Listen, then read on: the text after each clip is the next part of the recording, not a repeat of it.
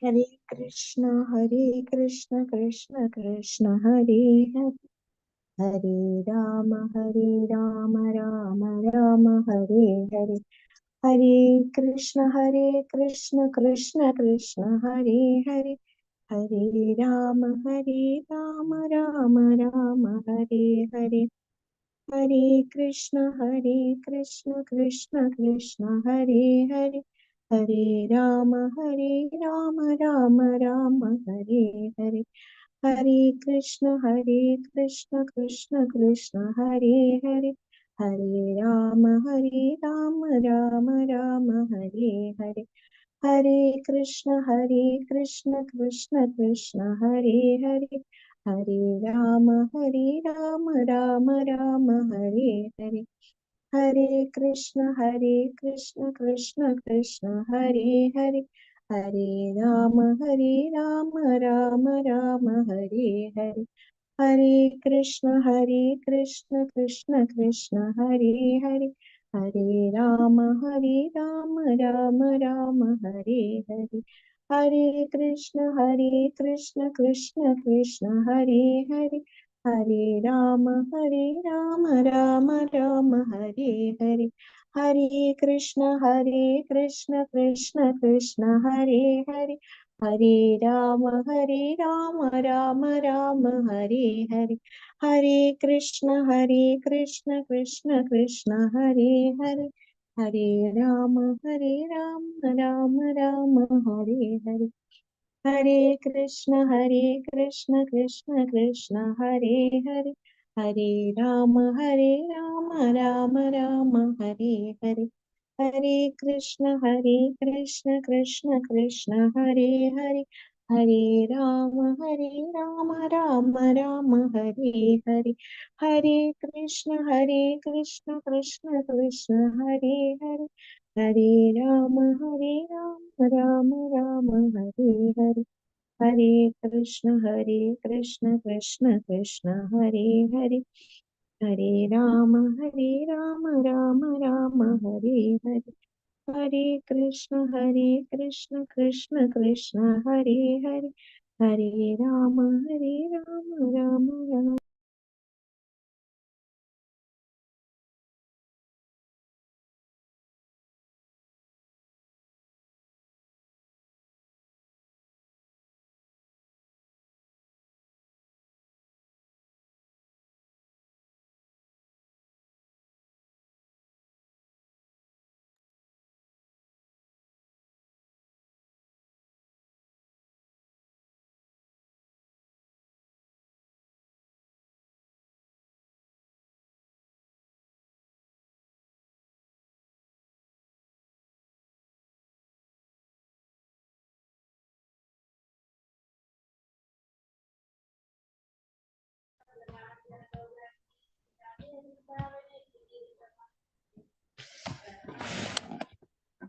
हरे कृष्ण माता जी, हरे कृष्ण, എല്ലാവർക്കും പ്രണാമം.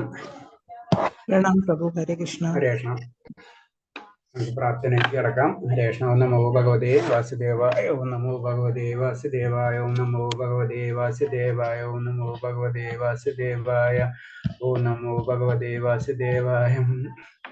നാരായണ. ഹരേ കൃഷ്ണ.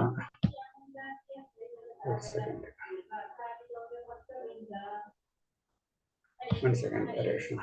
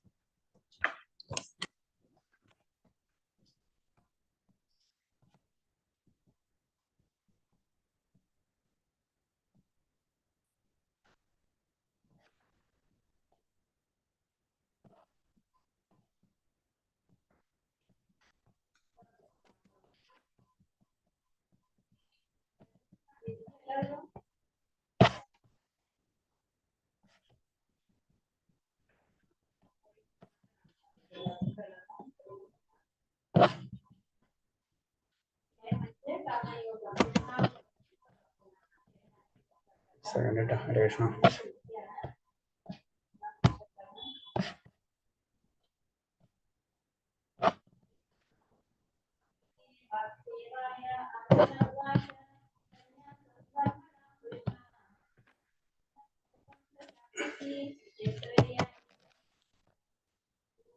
പ്രണാമം. കിടക്കാം. ഓം നമോ ഭഗവതേ വാസുദേവായ. ഓം നമോ ഭഗവതേ വാസുദേവായ. ഓം നമോ ഭഗവതേ വാസുദേവായ. നാരായണം നമസ്കൃത്യം നരം ചൈവ നരോത്തമം ദേവീം സരസ്വതീം വ്യാസം തതോ ജയമുദ്രയേത് നഷ്ടപ്രായേഷു ഭദ്രേഷു നിത്യം ഭാഗവത സേവയാ ഭാഗവതേ ഉത്തമ ശ്ലോകേ ഭക്തിർഭവതി നഷ്ടകി മൂകം കരോതി വാചാലം പങ്കും ലംഘയതേ ഗിരി യത്കൃപതമഹം വന്ദേ പരമാനന്ദമാധവം. ശ്രീഗുരു ദീനദാരിണം ശ്രീചൈതന്യമീശ്വരം ജ്ഞാനതിമിരാന്തസ്യ ജ്ഞാനാഞ്ജലശലാകയാ ചക്ഷുർമിലിതം യേന തസ്മൈ ശ്രീഗുരുവേ നമഃ.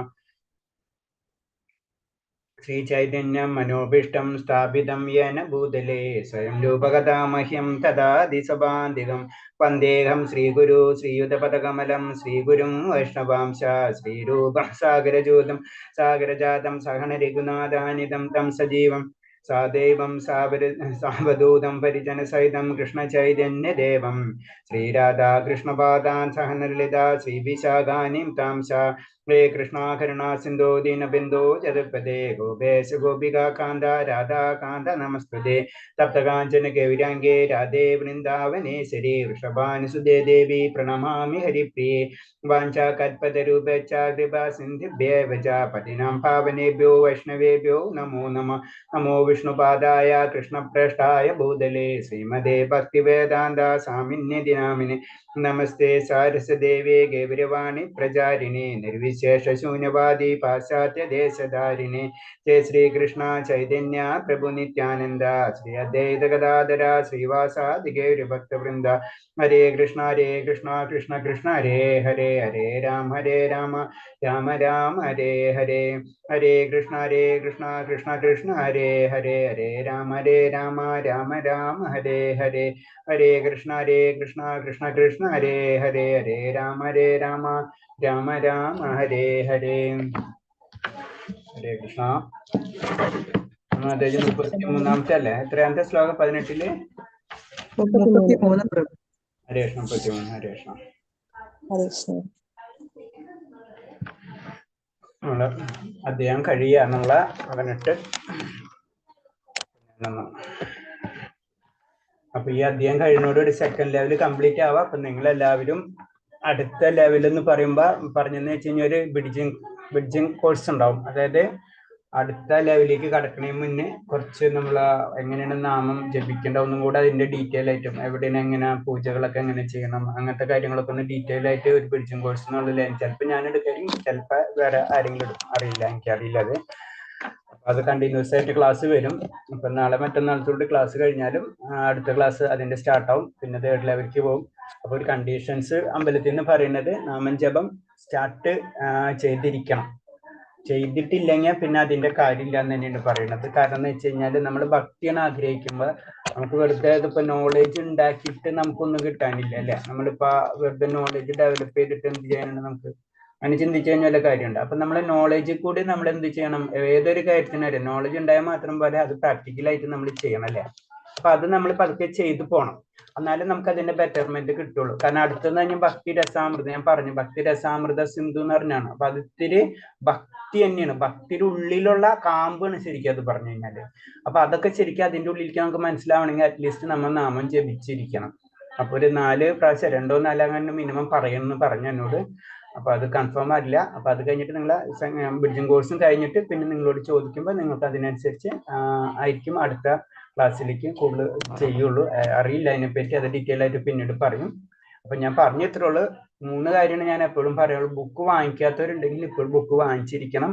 2 നാമം ജപിക്കാത്തവരുണ്ടെങ്കിൽ നാമം ജപിച്ചിരിക്കണം. ഇത്രയാണ് 2 ബേസിക് കാര്യമാണ്. പിന്നെ ബുക്ക്, 3ാമത്തെ കാര്യം ബുക്ക് ഭഗവത്ഗീത നമ്മൾ വാങ്ങിച്ചിരിക്കണം, വായിച്ചിരിക്കണം. വായിച്ചിരിക്കണം. എല്ലാതും ഒരു പ്രാവശ്യമെങ്കിലും നമ്മൾ ഭഗവത് വായിച്ചിരിക്കണം. കാരണം വളരെ സിമ്പിൾ ആയിട്ടുള്ളതാണ്. കാരണം പ്രഭാത സമയം കറക്റ്റ് ആയിട്ടുണ്ട് പറഞ്ഞു. പക്ഷെ എന്താണ്, നമുക്ക് കുറെ പ്രാവശ്യം വായിക്കുമ്പോൾ നമുക്ക് അതിന്റെ ഇത് കിട്ടുള്ളൂ. കാരണം നമുക്ക് ക്ലാസ്സസ് നമുക്കിങ്ങനെ ഒരു ടൈം ഷെഡ്യൂൾ അനുസരിച്ച് ക്ലാസ്സസ് പോണാണ്. ഒരു പർട്ടിക്കുലർ ടൈം കഴിഞ്ഞാൽ പിന്നെ അടുത്ത ക്ലാസ്സസ് വരണല്ലോ. അപ്പൊ നമ്മൾ തന്നെ കുറച്ച് ഇൻട്രസ്റ്റ് എടുക്കണം. അപ്പൊ നമ്മൾ എല്ലാവരും ബുക്ക് വാങ്ങിക്കണം, ബുക്ക് വായിക്കണം, നാമം ജപിക്കണം. ഈ 3 കാര്യം ബേസിക് കാര്യമാണ്. അതാണ് നമ്മളെ പഠിപ്പിക്കുന്ന നമ്മളെ ഗുരുനാഥന്മാർ നമ്മളെ പഠിപ്പിക്കുന്ന കാര്യം ഇത് തന്നെ ഉണ്ടായിട്ടായിട്ട്. ഇത് പഠിച്ച് ഇത്രയും ചെയ്ത് കഴിഞ്ഞാലേ നമ്മൾ മുന്നിലേക്ക് പോവുള്ളൂ. അല്ലാന്ന് വെച്ച് കഴിഞ്ഞാൽ നമുക്ക് കുറച്ചൊക്കെ മനസ്സിലാവും എന്നല്ലാണ്ട് നമ്മൾ അതിലേക്ക് അറ്റാച്ച്മെന്റ്, എന്തൊരു കാര്യം നമുക്കൊരു അറ്റാച്ച്മെന്റ് ഉണ്ടാവണമെങ്കിൽ ആ സബ്ജക്റ്റ് നമ്മൾ കുറച്ച് ഡീറ്റെയിൽ ആയിട്ട് പോകണം. ഹരേഷ്, പിന്നെ എന്തെങ്കിലും സംശയം ഉണ്ടെങ്കിൽ ചോദിക്കാൻ ഞാൻ പറഞ്ഞിട്ടുണ്ട്. ഇനി അടുത്ത ക്ലാസ്സിൽ വെച്ച് വീഡിയോ എന്തായാലും എല്ലാവരും ഓൺ ചെയ്തിരിക്കുന്നത് കമ്പൽസറി ആവും. കാരണം ആ ഇന്ററാക്ഷൻസ് വേണം. അപ്പോൾ നമുക്ക് കുറച്ച് ഇൻട്രസ്റ്റ് ഉണ്ടാവുള്ളൂ. അല്ലെങ്കിൽ നമ്മൾ സാധാരണ രീതിയിൽ എല്ലാവരും അല്ല, ചിലർ ഓൺ ചെയ്തിട്ട് വേറെ എന്തെങ്കിലും വർക്കിന് പോകും, അതിൽ കോൺസെൻട്രേഷൻ കിട്ടൂല, അങ്ങനത്തെ കുറേ ഇഷ്യൂസ് വരും. അപ്പൊ സെക്കൻഡ് ലെവൽ കഴിയുന്നതോടുകൂടി നമുക്ക് കുറച്ചും കൂടെ അതിനോട് പ്രയോറിറ്റീസ് കൊടുക്കണം അല്ലേ. അപ്പൊ നമ്മൾ അതിനനുസരിച്ചുള്ള കാര്യങ്ങളും ചെയ്യണം. ഇപ്പൊ സെക്കൻഡ് ലെവലോട്ട് ഞാൻ ചെയ്യാൻ പറഞ്ഞിട്ടുള്ളതാണ് അമ്പലത്തിൽ. എനിക്ക് ഇപ്പൊ അടുത്ത ക്ലാസ്സസ് തൊട്ട് നിങ്ങളെ ബാച്ച് ഓക്കെ ആയി, പക്ഷെ അടുത്ത ബാച്ച് തൊട്ട് കുറച്ചും കൂടെ സ്ട്രിക്റ്റ് ചെയ്യണമെന്ന് പറഞ്ഞിട്ടുണ്ടായിരുന്നു. അപ്പൊ ഹരേഷ്, അപ്പോൾ നമുക്ക് ഇനി 33ാമത്തെ ശ്ലോകം നോക്കാം. അപ്പൊ ഇത് സന്യാസത്തിന്റെ പരിപൂർണതയാണ്.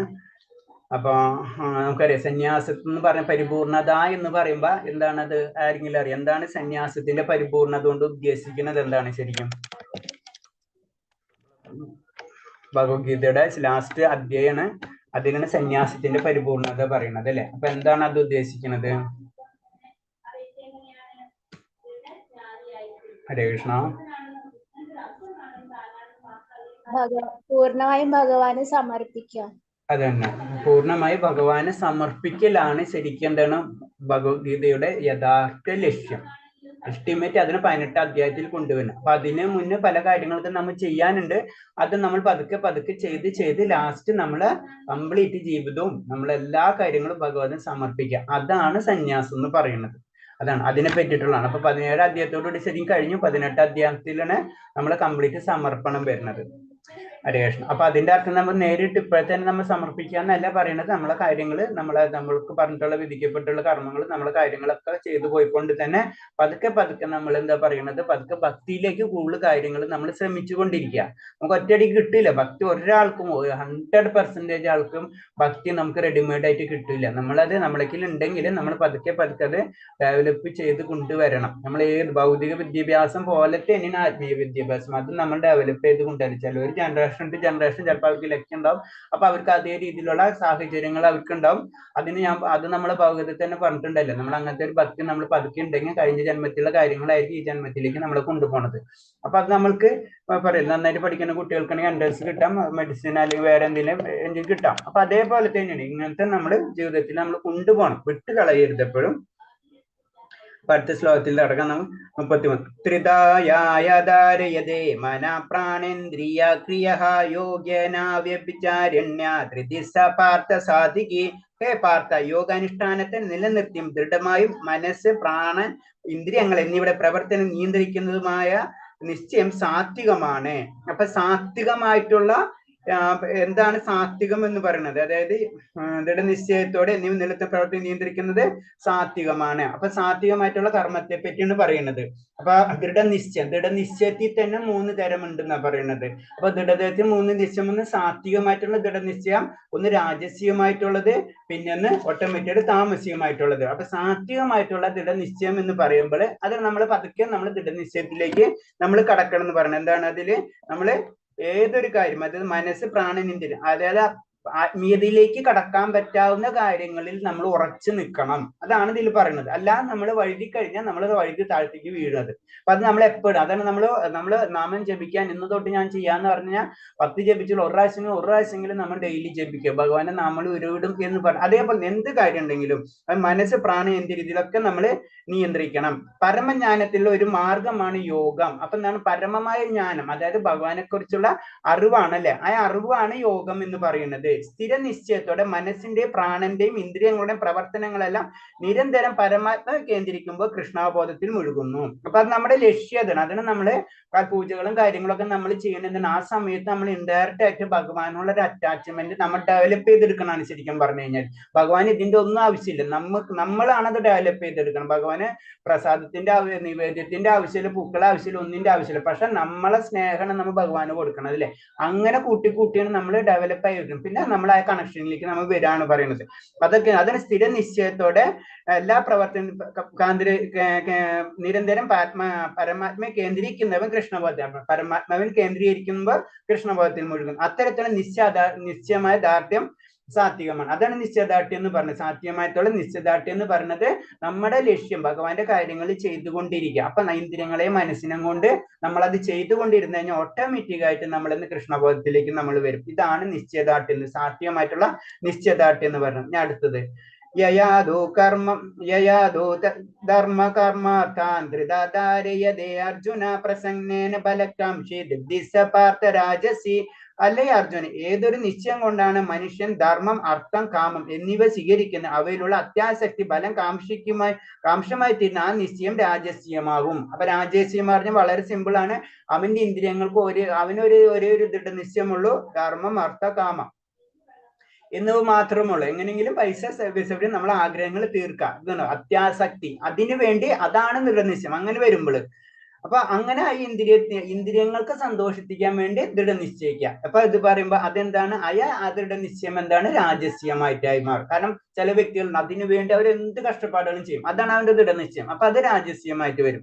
യയാ സ്വപ്നഭയം ശോക വിഷാദം മതമേവ ജാനാ വിമുക്തശ്ച ദുർമേധ ധൃതി സ പാർത്ഥ താമസി. അല്ലേ കുന്തിപുത്ര, സ്വപ്നം, ഭയം, വ്യസനം, വിഷാദം, മതം എന്നിവയ്ക്ക് അതീതമല്ലാത്ത ബുദ്ധിശൂന്യമായ നിശ്ചയം തപോ ഗുണത്തിനുള്ളതാണ്. അപ്പൊ അതിന് പറയുന്നത് ചിലന്ന് വെച്ച് കഴിഞ്ഞാല് അവർക്ക് നിശ്ചയമുണ്ട്, പക്ഷെ ചിലപ്പോ എന്താണ് തമോ ഗുണത്തിൽ പ്രേരിതമായിട്ടുള്ള കാര്യങ്ങളിലായിരിക്കും അവർക്ക് ദൃഢനിശ്ചയമുള്ളത്. ആവശ്യത്തിലേറെ ഉറങ്ങുക, ഭൗതിക സുഖങ്ങൾ അഭിമാനം കൊള്ളുക, ഈ ലോകത്തിൽ അധിനിവേശം സ്ഥാപിക്കുകയാണെന്ന് കിനാബ് കൊണ്ട് അതിനു വേണ്ടി മനസ്സ്, പ്രാണേന്ദ്രിയം എന്നിവ പ്രവർത്തിക്കുകയും ചെയ്യുന്നവൻ എന്നിവരെ ധൃതിയാണ് താമസം. അപ്പൊ അങ്ങനെ ചെയ്യുന്നവരാണ് താമസമായിട്ടുള്ള ദൃഢനിശ്ചയാക്കൾ. അവര് എല്ലാതും എന്താണ് ഭൗതികമായിട്ടുള്ള അധിനിവേശം സ്ഥാപിക്കാൻ വേണ്ടിയിട്ടുള്ളത്. പ്രത്യേകിച്ച് അവര് ഭൗതികമായ സ്വഭാവം. അപ്പൊ ഇൻഡയറക്റ്റ് ആയിട്ട് നമ്മൾ നോക്കിക്കഴിഞ്ഞാൽ താമസമായ രാജസ്യമായിട്ട് ഇൻഡയറക്റ്റ് കണക്ഷൻ ഉണ്ടാവും.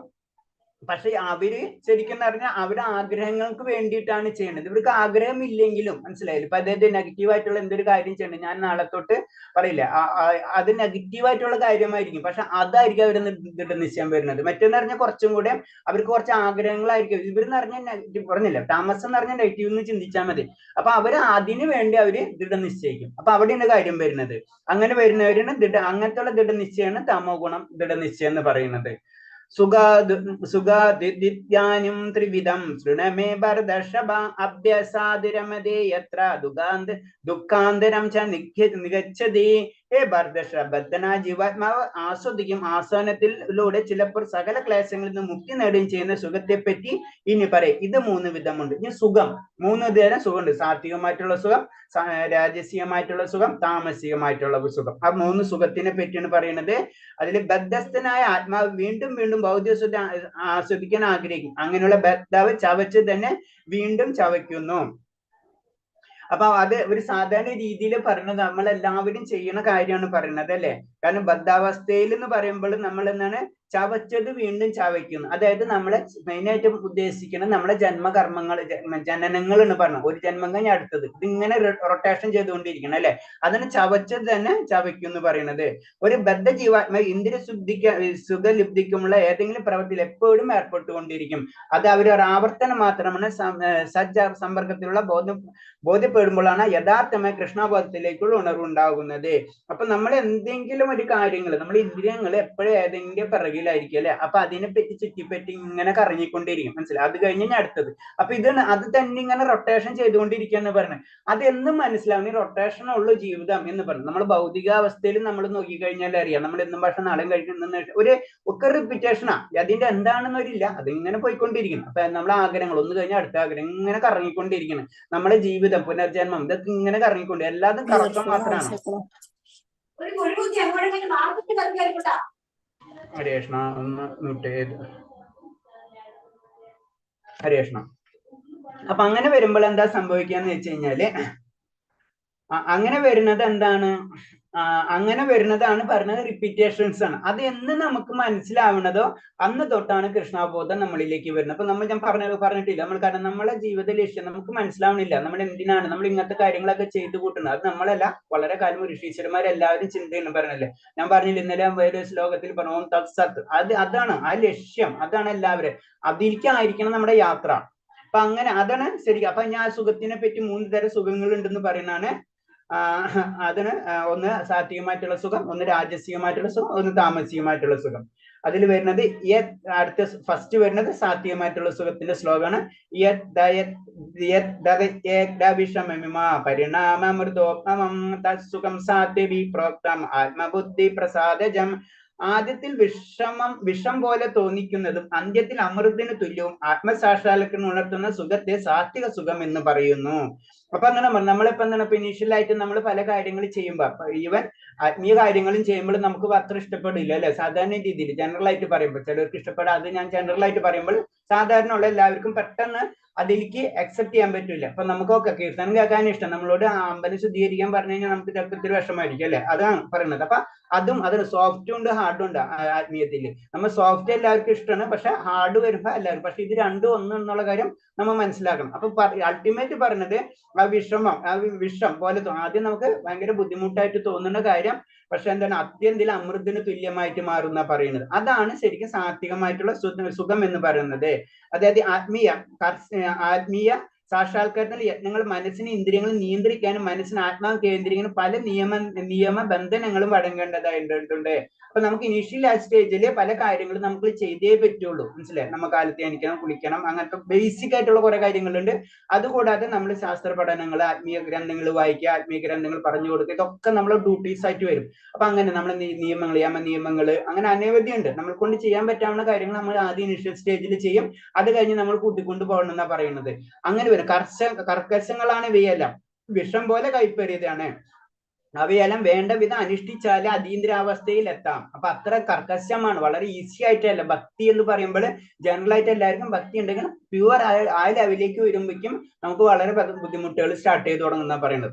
അപ്പൊ എന്താണ് അതൊക്കെ തരണം ചെയ്ത് കഴിഞ്ഞു കഴിഞ്ഞാൽ ലാസ്റ്റ് ജീവിതത്തിൽ അമൃതാസ്വാദനം ആരംഭിക്കുകയായി. അവിടെ ലാസ്റ്റ് കഴിഞ്ഞു കഴിഞ്ഞാൽ ഒരു സാധാരണ ഇത് കുടിക്ക് പഠിച്ച് നന്നായിട്ട് മാർക്ക് കിട്ടി ജോലി കിട്ടുന്ന പോലെ തന്നെ ജനറൽ ആയിട്ട് പറയുമ്പോ. അപ്പൊ അങ്ങനെയാണ്. അത് ആദ്യം ഇനീഷ്യൽ സ്റ്റേജിൽ ബുദ്ധിമുട്ടായിരിക്കും, പക്ഷെ ഫൈനൽ സ്റ്റേജിൽ വരുമ്പോഴേക്കും അത് അമൃത് പോലെയായിരിക്കും. അതാണ് സാത്വികമായിട്ടുള്ള സുഖം എന്ന് പറയുന്നത്. അടുത്ത ശ്ലോകം. വിഷയേന്ദ്രിയ സംയോഗ യഥത്രേകമൃതോത്തമം പരിണാമ വിഷമമിമാം തത്സുഖം രാജസാംസ്മൃതം.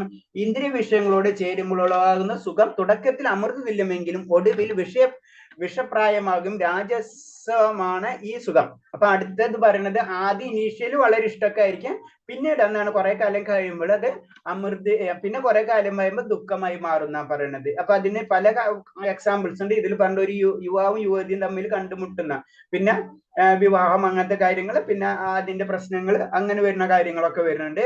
പിന്നെ അപ്പൊ ഇന്ദ്രിയങ്ങളും വിഷയങ്ങളുമാവുന്ന സമ്പർക്കത്തിൽ നിന്നുള്ളവാകുന്ന സുഖം ദുഃഖത്തിലേ വഴിയൊഴിക്കുള്ളൂ. എല്ലാത്തിലും നിന്ന് ഒഴിഞ്ഞു നിൽക്കുകയാണ് വേണ്ടത്. അപ്പൊ ഇന്ദ്രിയമായിട്ട് കണക്ട് ചെയ്തിട്ടുള്ള എന്തൊരു സുഖവും അതെന്താണ് ലാസ്റ്റ് ദുഃഖത്തിലേക്ക് വഴിയൊഴിക്കുള്ളൂ എന്ന് പറഞ്ഞു. അതൊന്ന് ഒഴിഞ്ഞു നിൽക്കാനാണ് നമ്മൾ ശ്രമിക്കേണ്ടത്. നമുക്ക് പ്രാക്ടിക്കലായിട്ട് പെട്ടെന്നല്ല, പക്ഷെ അതാണ് സത്യം. ആ സത്യം നമ്മൾ മനസ്സിലാക്കാം.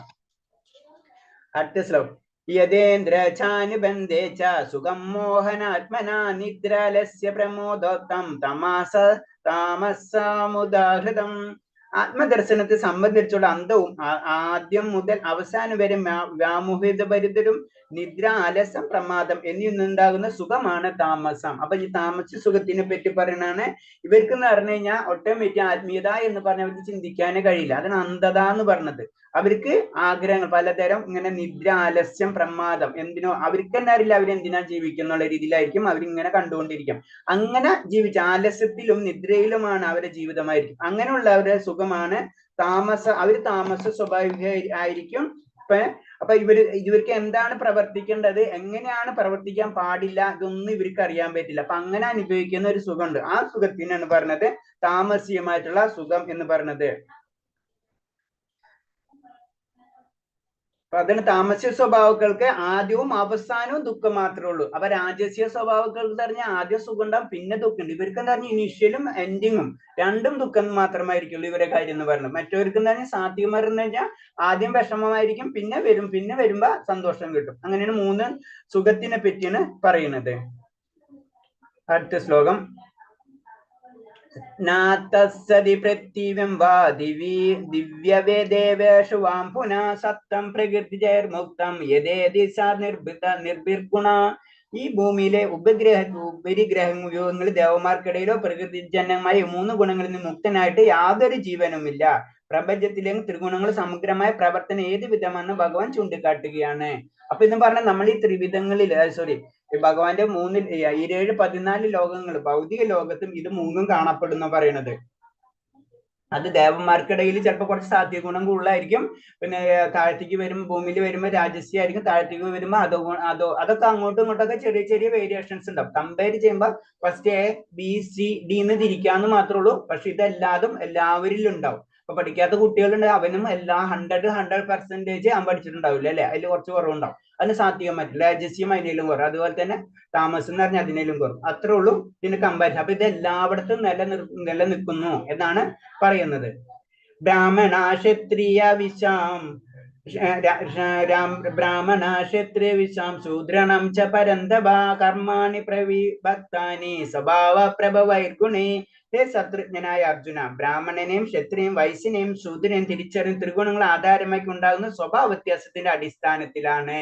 അപ്പൊ അതിന് പറഞ്ഞു സ്വഭാവത്തിന്റെ അടിസ്ഥാനത്തിലാണ്, അല്ലാണ്ട് ഒരു ജനനത്തിന്റെ അടിസ്ഥാനത്തിലല്ല എന്ന് ഭഗവാൻ ഇതിൽ ശ്ലോകത്തിൽ പറഞ്ഞു കഴിഞ്ഞു. മനസ്സിലായി? അപ്പൊ ഈ ശ്ലോകങ്ങളൊക്കെ വായിക്കേണ്ടതാണ് ജനം പല രീതിയിൽ. അപ്പൊ അവരെ സ്വഭാവം എന്താണ്, ആ സ്വഭാവത്തിനനുസരിച്ചാണ് അവർ ബ്രാഹ്മണരാണോ വൈശ്യരാണോ അതുപോലെ തന്നെ ശൂദ്രാണോ എന്ന് പറഞ്ഞത്. ഞാൻ പറഞ്ഞ കാര്യം പറഞ്ഞിട്ടില്ല, നമ്മൾ ഒരു സ്ഥലത്ത് പോയി കഴിഞ്ഞാൽ നമ്മളൊരു 4-10 തരം ആൾക്കാരും ജസ്റ്റ് ജനറൽ ആയിട്ട് നോട്ടീസ് ചെയ്ത് കഴിഞ്ഞാൽ ഓരോരുത്തരുടെ ഗുണം നമുക്ക് മനസ്സിലാക്കണം. അപ്പൊ അതിൽ നിന്ന് മനസ്സിലാവർക്ക് ബ്രാഹ്മണരാണെന്ന്, അവർ വൈശ്യരല്ലാണ്ട് അവര് ജനനമായിട്ടല്ല ഇതിൽ ബന്ധമുണ്ട്. സ്വഭാവ വ്യത്യസ്തത്തിന്റെ അടിസ്ഥാനത്തിലായി ശൂദ്രനെ തിരിച്ചറിയ ത്രിഗുണങ്ങൾ ആധാരമായിട്ട് ഉണ്ടാകുന്ന സ്വഭാവ വ്യത്യാസത്തിന്റെ അടിസ്ഥാനത്തിലാണ്. ഈ ശ്ലോകം ഒരു പ്രാവശ്യങ്ങളായിരിക്കും മനസ്സിലാക്കി കഴിഞ്ഞാൽ ഈ പ്രശ്നങ്ങളൊക്കെ കഴിയും. പക്ഷെ എന്താണ്, ഈ ശ്ലോകം മാത്രം മൂടി വെച്ചിട്ട് വേറെ എന്തെങ്കിലും പറയാം, കട്ട് ആൻഡ് പേസ്റ്റ് ഉണ്ട് നമ്മുടെ നാട്ടിലും. കാരണം എന്ന് വെച്ചാൽ അതിൻ്റെതായ പല കാരണങ്ങളുണ്ട്. അപ്പൊ ഞാൻ പറഞ്ഞു വന്നത് ഇത്രേ ഉള്ളൂ. കാരണം എന്ന് വെച്ച് കഴിഞ്ഞാൽ ഈ 4 വർണ്ണങ്ങൾ ഭഗവാൻ സൃഷ്ടിച്ച അവരെ സ്വഭാവത്തിന്റെ ബേസിലാണ്. പലർക്കും പല രീതിയിലുള്ള സ്വഭാവങ്ങളായിരിക്കും, അത് പല രീതിയിൽ ജന്മങ്ങൾ അനുസരിച്ചായിരിക്കും വന്നിട്ടുണ്ടാവും. അപ്പൊ ജനറൽ ആയിട്ട് സംഭവിക്കാന്ന് പറഞ്ഞു കഴിഞ്ഞാൽ കൂടുതൽ നല്ല, നമുക്കറിയാം ഒരുവിധം എല്ലാവരും ഇതാണ് ഒരേ രീതിയിലുള്ള സൊസൈറ്റികൾ നമ്മൾ അപ്ലൈ ചെയ്യാൻ നോക്കും അല്ലെ. അപ്പൊ നമ്മളതായിട്ടുള്ള കണക്ഷനുള്ള ഗ്രൂപ്പുകളായിട്ട് നമ്മൾ കണക്ട് ചെയ്യും. അപ്പൊ അങ്ങനെ ഇൻഡയറക്റ്റ് ആയിട്ട് അവിടെ ഗ്രൂപ്പ് ഫോം ചെയ്യാണ് ചെയ്യുന്നത് അല്ലെ. ഇപ്പൊ ഞാൻ പറഞ്ഞില്ല, ഇപ്പൊ മാനേജേഴ്സിനെങ്കിൽ അവര് തമ്മിലുള്ള ഒരു ഗ്രൂപ്പ് ആയിരിക്കും, ഇപ്പൊ സപ്ലൈബേഴ്സ് ആണെങ്കിൽ അവര് തമ്മിലുള്ള ഗ്രൂപ്പേഴ്സ് ആയിരിക്കും, ജനറൽ ആയിട്ട് പറഞ്ഞു. അപ്പൊ അത് തന്നെയാണ് അവിടെ സംഭവിക്കുന്നത്. അപ്പൊ അത് കാരണം വെച്ചാൽ ഒരേ സ്വഭാവം ഉള്ളവരായിരിക്കും എപ്പോഴും ഒരേ കൂട്ടുണ്ടാവും അല്ലെ. ഇപ്പൊ നമുക്ക് നമ്മളെ ഫ്രണ്ട്സ് എന്ന് പറഞ്ഞാൽ നമ്മളെ ക്യാരക്ടറിനനുസരിച്ച് സെറ്റ് ആവുന്ന രീതിയിലായിരിക്കും. അപ്പൊ ബ്രാഹ്മൺസ് അപ്പൊ ബേസിക് ആയിട്ട് അവരുടെ ക്യാരക്ടറാണ് ഇതിന്റെ കാര്യം, അവരുടെ സ്വഭാവമാണ് എന്താണ്, അവന്റെ സ്വഭാവമാണ് അവന് ഏത് ഗ്രൂപ്പിലാണ് നമുക്ക് തിരിച്ചറിയാൻ പറ്റും. അവൻ നല്ല ശരി എന്താ പറയാ, നല്ല ബ്രാഹ്മണ്യ ഗുണങ്ങളുള്ളതും കാര്യങ്ങൾ മനസ്സിലാക്കാൻ കഴിവുള്ളത്, ബുദ്ധിപരമായിട്ടുള്ള കഴിവുള്ള വ്യക്തിയാണെങ്കിൽ അവൻ ബ്രാഹ്മണ്യനാണ്. അല്ല അതിനേലും കുറവുള്ളത്, അവന് രജോ ഗുണമായി കൂടുതലുള്ളത് അങ്ങനെ ഉള്ളതാണെങ്കിൽ അവൻ ഓട്ടോമാറ്റിക് ആയിട്ട് അത് ക്ഷത്രിയനായിരിക്കും. വൈശ്യര് അപ്പൊ അടുത്ത്, പിന്നെ അതേപോലെ തന്നെ ശൂദ്രൻ. അങ്ങനെ ജനറൽ ആയിട്ട് അവരെ സ്വഭാവമാണ് ഇമ്പോർട്ടൻസ് എന്ന് ഭഗവാൻ ക്ലിയർ കട്ട് പറഞ്ഞു. അല്ലാണ്ട് ജനനത്തിന്റെ ആസ്പദമാക്കിയല്ല എന്ന്, അല്ലെങ്കിൽ ഇവിടെ എഴുതണ്ടായിരുന്നു ഞാൻ ജനിച്ചെന്ന് പറഞ്ഞ അവിടെ എഴുതണ്ടായിരുന്നു, അതല്ലേ എഴുത്തുള്ളൂ. സ്വഭാവത്തിനനുസരിച്ചാണ് അവർ ഓരോരുത്തരെ ഇതും ഗ്രൂപ്പ് ഏത് ഗ്രൂപ്പാണെന്ന് നമുക്ക് മനസ്സിലാക്കാൻ പറ്റുക. ശമോദമസ്തമശൗചം ഷാദിർത്താർജമേവ ജ്ഞാനം വിജ്ഞാനമാസ്തിക്യം ബ്രഹ്മകർമ്മ സ്വഭാവജം. ശാന്തത, ആത്മസംയമനം, തപസ്, വിശുദ്ധി, ക്ഷമ, സത്യസന്ധത, ജ്ഞാനം, വിജ്ഞാനം, ആസക്തി എന്നിവയാണ് ബ്രാഹ്മണരുടെ പ്രവർത്തിയുടെ ഗുണവിശേഷങ്ങൾ. ഇനി ഓരോരുത്തരും ഗുണവിശേഷങ്ങൾ പറഞ്ഞു. ഒരു ബ്രാഹ്മണൻ ആണെന്ന് വെച്ച് കഴിഞ്ഞാൽ എന്തായിരിക്കണം, ഇങ്ങനെയുള്ള വ്യക്തിനെ നമ്മൾ ആരായാലും അവരെ നമുക്ക് ബ്രാഹ്മണൻ എന്ന് വിളിക്കുക. എന്തായിരിക്കും, അവർ ശാന്തത ഉള്ളവരായിരിക്കും, ആത്മസംയമനമുള്ളവരായിരിക്കും, തപസ് ഉണ്ടാവും, വിശുദ്ധി ഉണ്ടാവും, ക്ഷമ ഉണ്ടാവും, സത്യസന്ധന, ജ്ഞാനം ഉണ്ടാവും, വിജ്ഞാനം ഉണ്ടാവും, ആസക്തി, ഇതൊക്കെ ഉള്ള വ്യക്തികളെ നമുക്ക് എന്ന് വിളിക്കുക ബ്രാഹ്മണർ എന്ന് വിളിക്കുക. സൗരം തേജോധൃതിർദാഷ്ട്യം യുദ്ധചാപ്യപലായനം ദാനമീശ്വരഭാവശ്ച ശാസ്ത്രം കർമ്മ സ്വഭാവജം പരാക്രമം ബലം ദൃഢനിശ്ചയം നൈപുണ്യം യുദ്ധത്തിൽ ധൈര്യം ഔദാര്യം നേതൃത്വം എന്നിവയെ ക്ഷത്രിയ പ്രവർത്തികളിൽ സ്വാഭാവിക ഗുണങ്ങളാണ്. അപ്പൊ ക്ഷത്രിയൻ എന്ന് പറയുമ്പോൾ അവന്റെ സ്വഭാവം എന്ന് പറഞ്ഞാൽ ഇന്നതായിരിക്കും. അവന് പരാക്രമം ബലം ദൃഢനിശ്ചയം നൈപുണ്യം കാര്യങ്ങൾ മനസ്സിലാക്കി അതിനനുസരിച്ച് പ്രവർത്തിക്കാനുള്ള കഴിവുണ്ടാവും. അറിവ് മാത്രമല്ല അതിനനുസരിച്ച് പ്രവർത്തിക്കുകയും ചെയ്യാൻ അതാണ് അതിന് നേതൃത്വ ഗുണം ഉണ്ടാവും. അപ്പൊ അത് അങ്ങനത്തെ ഉള്ള വ്യക്തികൾ ഉണ്ടെങ്കിൽ ആ വ്യക്തികളെ നമുക്ക് ക്ഷത്രിയർ അല്ലെങ്കിൽ ആ ക്ഷത്രിയന്മാരുടെ സ്വഭാവം ഇങ്ങനെയായിരിക്കും. അടുത്തത് കൃഷി ഗോരക്ഷ്യ വാണിജ്യം വൈസ്കർമ്മ സ്വഭാവജം പരിചര്യാത്മകം കർമ്മ ശുദ്രശാപി സ്വഭാവജം. അടുത്തത് ഈ ശൂദ്രന്മാരെയും അതുപോലെ തന്നെ വൈശ്യരെ പറ്റി പറയും. കൃഷി ഗോരക്ഷ വ്യാപാരം എന്നീ വൈശ്യന്മാർക്ക് സ്വാഭാവികമായ കർമ്മങ്ങളുണ്ട്. അവർ അങ്ങോട്ടും ഇങ്ങോട്ടും നിന്ന് എന്താണ് പ്രത്യേകിച്ച് വ്യാപാരം ചെയ്യണവരെന്താണ് എല്ലാവരും കണ്ട് അതിനനുസരിച്ച് പ്രവർത്തിക്കാനുള്ള ഒരു കഴിവുണ്ടാവും അല്ലെ. ഇന്ന ആള് അവൻ പല രീതിയിൽ വ്യാപാരത്തിന്റെ പ്രത്യേകത നമുക്കറിയാലോ. എല്ലാവരായിട്ട് നല്ല രീതിയിൽ നിന്ന് പ്രവർത്തിച്ചാലേ വ്യാപാരം വിജയിക്കുള്ളൂ. അപ്പൊ അങ്ങനത്തെ ഒരു മെന്റാലിറ്റി ആയിരിക്കും അവർ. എല്ലാവരോടും നല്ല സംസാരം നല്ല ഇതായിരിക്കും. അവരോട് ഒരു ഇതുണ്ടാവില്ല. പക്ഷെ അവന്റെ ലക്ഷ്യം എന്തായിരിക്കും? വ്യാപാരമായിരിക്കും. മനസ്സിലായി? അപ്പൊ അങ്ങനെ വരുമ്പോൾ അങ്ങനെയുള്ള ഇതിനാണ് പറഞ്ഞത് അവരാണ് വൈശ്യർ. അവരുടെ സ്വഭാവം ഇങ്ങനെയായിരിക്കും. ശൂദ്രർ എന്ന് പറഞ്ഞാൽ അവർ അധ്വാനം മറ്റുള്ളവരെ പരിചരിക്കലായിരിക്കും. അവർക്ക് വേറെ ഒന്നും ഇതുണ്ടാവില്ല. എല്ലാവർക്കും വേണ്ടി ഇങ്ങോട്ടും ഓടി നടക്കുന്ന ചില വ്യക്തികളെ നമുക്ക് കാണാം അല്ലെ. അവർക്ക് അതെന്ന് ബേസിക് ആയിട്ട് മറ്റുള്ളവരെ കാര്യം ചെയ്തു കഴിഞ്ഞാൽ അവർക്ക് സന്തോഷം കിട്ടുള്ളൂ. അങ്ങനെ അപ്പൊ എല്ലാവരും സപ്പോർട്ടിങ് ആയിട്ട് നിൽക്കുന്ന കുറെ ഗ്രൂപ്പ് കാണാൻ പറ്റും.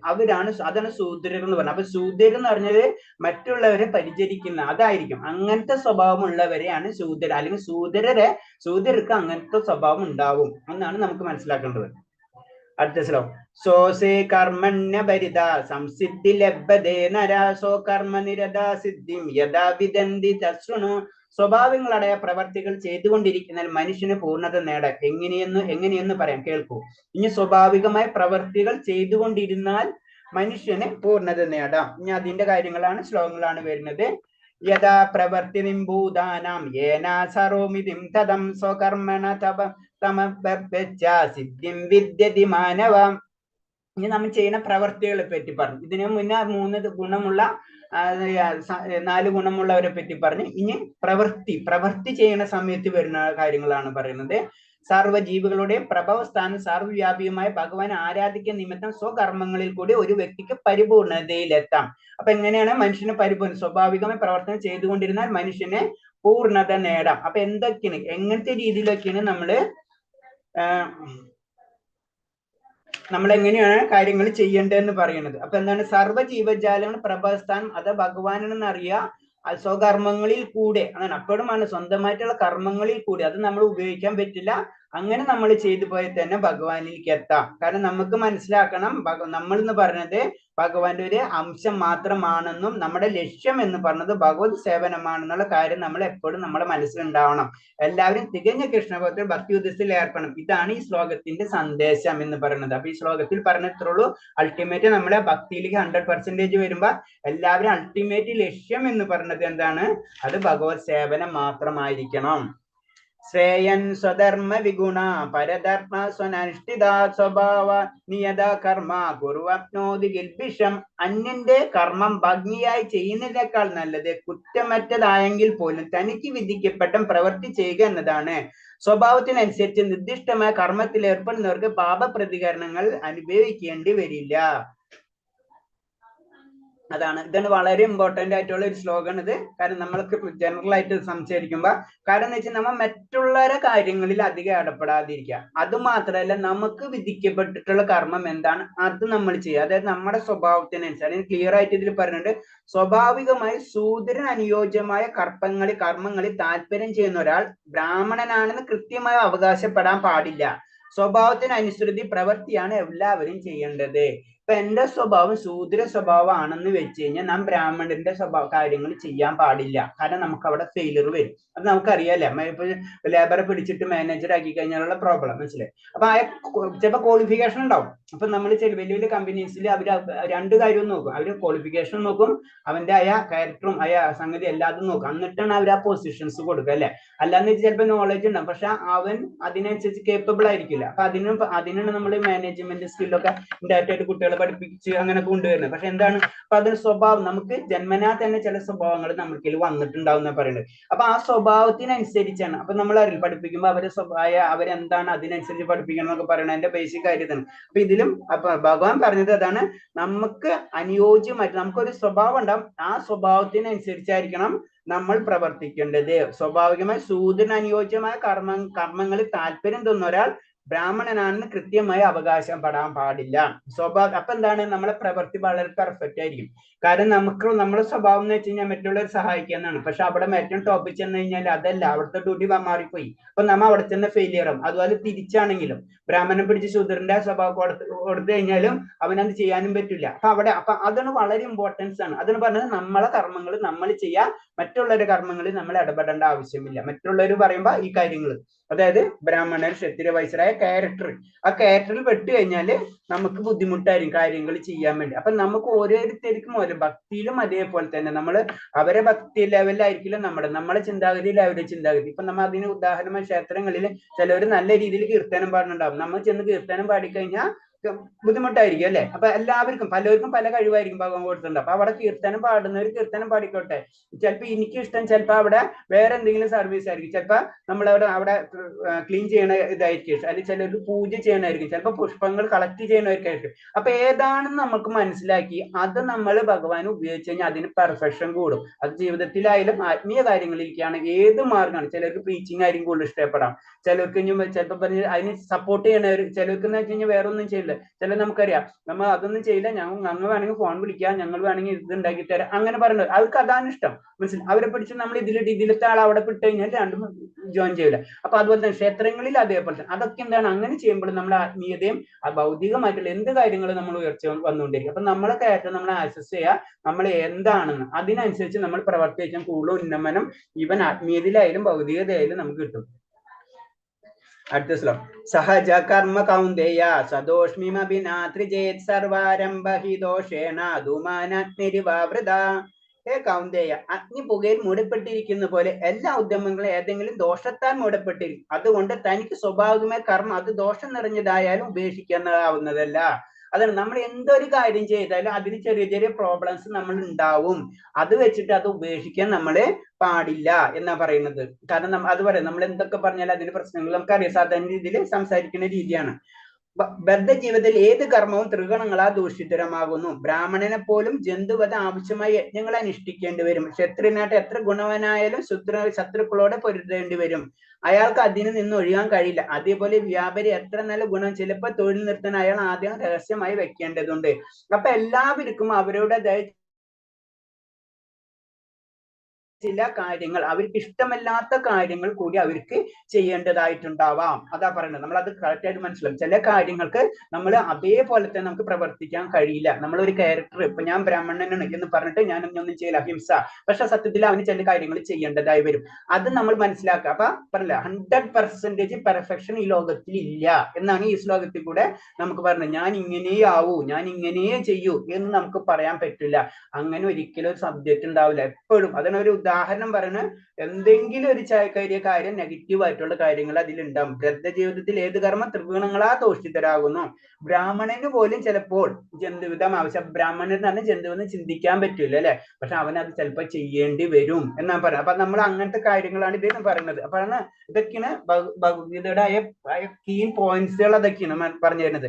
മഞ്ഞുകാലത്ത് തീയിൽ നിന്ന് ഒരു കട്ട എടുത്ത് നീക്കുമ്പോൾ കണ്ണിലും മൂക്കിലും പുക കടന്ന് വിഷമിച്ചെന്നുവരെ എങ്ങനെ കുഴപ്പങ്ങളുള്ള തീ ഉപയോഗിക്കാത്ത പതിവ് തുടരുകയല്ലേ നിവർത്തിയുള്ളൂ. അത് ഉദാഹരണം പറയുന്നത്, ഇപ്പൊ മഞ്ഞുകാലം കണ്ടിൽ ചിലപ്പോ കരിക്കട്ട മഞ്ഞുകാലത്തെ ഒരു കരിക്കട്ട കത്തിക്കാൻ ഉപയോഗിക്കുന്ന സമയത്ത് നമ്മൾ അത് എടുത്തൊക്കെ മാറ്റിക്കഴിഞ്ഞാൽ കൂടുതൽ കത്തുള്ളൂ.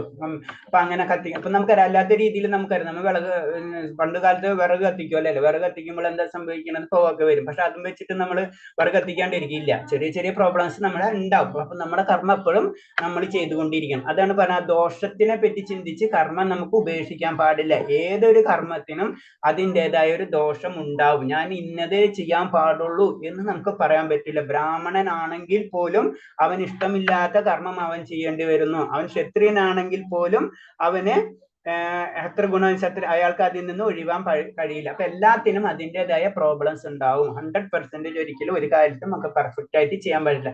അതിന്റെ അർത്ഥം ആ കർമ്മം ഉപേക്ഷിക്കേണ്ടതല്ല നമ്മള് എന്നാണ് പറയുന്നത്.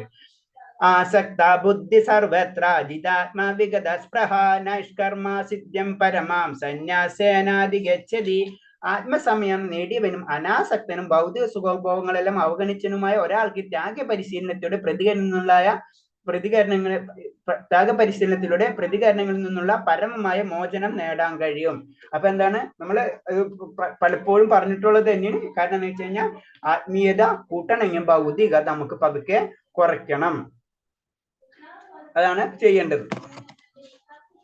സിദ്ധം പ്രാപ്തിയത ബ്രഹ്മ തദാപ്നോതി നിമോദമേ സമാസേനൈവ കൗന്ദേയ നിഷ്ഠജ്ഞാനസ്യ യാ പരാ. ഹേ കുന്തിപുത്ര, ഈ നിലയിലെത്തിയവന് അധ്യാത്മജ്ഞാനത്തിന്റെ അത്യന്തികോത്തമതയായ ബ്രഹ്മപദം പ്രാപിക്കാൻ ഉതകുന്ന പദ്ധതിയെ പറ്റി സംക്ഷിപ്തമായി പറയാം. എന്നിൽ നിന്നറിയാം. അപ്പൊ ഈ നിലയിൽ എന്ന് പറഞ്ഞു കഴിഞ്ഞാൽ കുറച്ച് നമ്മള് ഭൗതികത കുറച്ച് ആത്മീയത കൂട്ടി. അപ്പൊ അങ്ങനെ വരുമ്പോഴാണ് നമുക്ക് പതുക്കെ ഉയർച്ച ഉണ്ടാവല്ലേ. അപ്പൊ അതിനെ പറ്റി പറഞ്ഞു തരാം എന്ന് പറയുന്നത്. ബുദ്ധം വിശുദ്ധയ യുക്ത ധൃതാത്മാനം നിയമജ ശബ്ദാദിൻ വിഷയാസക്ത രാഗദ്വേഷ വിദസ്യജാം വിവക്തസ്യ വിലാഗസ്യ യദ്വാക്കായ മാനസാദാനയോഗപരോ നിത്യം വൈരാഗം സമുപാശ്രിത അഹങ്കാര ബലം ദർഭം കാമം ക്രോധം പരിഗ്രഹ വിമുച്ച നിർമ്മത ശാന്തോ ബ്രഹ്മഭൂയായ കൽപ്പതേ. തന്റെ ബുദ്ധിയാൽ ശുദ്ധീകരിക്കപ്പെട്ട് സ്ഥിരനിശ്ചയനായി മനസ്സിനെ നിയന്ത്രിച്ചും ഭോഗവിഷയങ്ങളെ ത്യജിച്ചും രാഗദേശങ്ങളെ തീണ്ടാതെയും വിജന സ്ഥലത്ത് താമസിച്ച് ഭക്ഷണം തന്നെ ചുരുക്കി ശരീരം മനസ്സ് വാക്ക് എന്നിവ കീഴടക്കി ദാനയോഗം അനുഷ്ഠിക്കുന്നയാൾ വിരക്തനാകും. മിഥ്യാവഹങ്കാരം ബലത്തെക്കുറിച്ചുള്ള മതം മിഥ്യാഭിമാനം കാമം ക്രോധ ഭൗതിക ദ്രവ്യങ്ങളിൽ ആഗ്രഹം എന്നീ ദോഷങ്ങൾ ഒഴിഞ്ഞും മറ്റ് തെറ്റായ അതിദേശ ബോധം ഇല്ലാതെയും ശാന്തനായി തീർന്നിട്ട് നിശ്ചയമായ ആത്മസാക്ഷാത്കാരം നേടിയെടുക്കുന്നു. അപ്പൊ എന്താണ് പറയുന്നത് വെച്ച് കഴിഞ്ഞാല് ഇത് അതിൽ സന്യാസം എന്ന് പറഞ്ഞ പൊസിഷൻ എന്ന് പറഞ്ഞത്. സന്യാസത്തിലേക്ക് നമ്മൾ കടന്നു കഴിഞ്ഞാൽ ഇങ്ങനത്തെ കാര്യങ്ങളൊക്കെ നമ്മൾ ചെയ്യണം. അതായത് 100% ഭൗതികത എന്നുള്ള വിരക്തിയാണ് ഉദ്ദേശിച്ചത്. വിജനമായ സ്ഥലത്ത് താമസിക്കുക എന്നൊക്കെ പറയുന്നത്.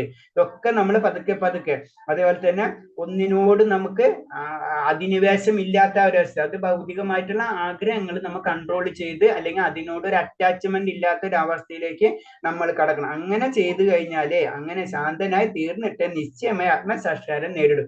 അങ്ങനെയാണ് നമ്മൾ ലാസ്റ്റ് സന്യാസത്തിന്റെ പരിപൂർണത എന്ന് പറയുന്നത്. അതാണ് ലാസ്റ്റ് പറയുന്നത്. അത് നമുക്ക് പെട്ടെന്ന് പറ്റില്ല. അത് നമ്മൾ വിചാരിക്കും, നമ്മൾ ഭഗവാനെ കുറെ പ്രാർത്ഥിക്കുമ്പോൾ ചിലപ്പോൾ വിചാരിക്കും നമുക്ക് പലതും നേടിക്കഴിഞ്ഞാൽ. അതൊന്നും പ്രാക്ടിക്കൽ അല്ല. നമുക്കിപ്പോ ഈ ശ്ലോകങ്ങളൊക്കെ വായിക്കുമ്പോൾ നമുക്ക് മനസ്സിലാവും അല്ലെ, നമുക്ക് ഭക്തിയുണ്ട്. പക്ഷെ ഭക്തിയുടെ ലെവലിൽ തന്നെ പല റേഞ്ച് ഉണ്ടെന്നും ക്വാളിറ്റിയും ഇതൊക്കെ ഡിഫറെന്റ് ആണ് നമുക്ക് മനസ്സിലാവും. പക്ഷെ എന്താണ്, നമ്മൾ വിടരുത്. അപ്പൊ ഭഗവാൻ പറഞ്ഞ ആദ്യത്തെ അധ്യായം 2ാമത്തെ അധ്യായത്തിൽ ആ ശ്ലോകം ഓർമ്മിക്കുക. സ്വല്പം അഭ്യാസത്തിലായത് മഹത്വഭാസ്. കുറച്ചെങ്കിലും നമുക്ക് കൊണ്ട് ചെയ്യാവുന്ന കാര്യങ്ങൾ തമ്മിൽ ചെയ്യാം. അല്ലാണ്ട് നമ്മൾ പറയും ഇപ്പൊ മുയലിനെ അമനെ പോലെ മുയൽ ചാടിപ്പോയിക്കോട്ടെ, നമുക്ക് ചെയ്യാൻ പറ്റുന്ന കാര്യം നമ്മളിങ്ങനെ ചെയ്തു പോവാന്ന് മാത്രമേ ഉള്ളൂ. അത് നിർത്തരുതെന്ന് മാത്രമേ ഉള്ളൂ. പിന്നെ അതിൽ പറഞ്ഞു വിശുദ്ധ ബുദ്ധിമാനാകുന്ന വ്യക്തി സാത്വികനായിരിക്കും. അപ്പൊ വിശുദ്ധ ബുദ്ധിമാൻ, അതായത് ഏറ്റവും പ്യുവർ അല്ലെ, അങ്ങനെയാണെങ്കിൽ സാത്വികനായിരിക്കും.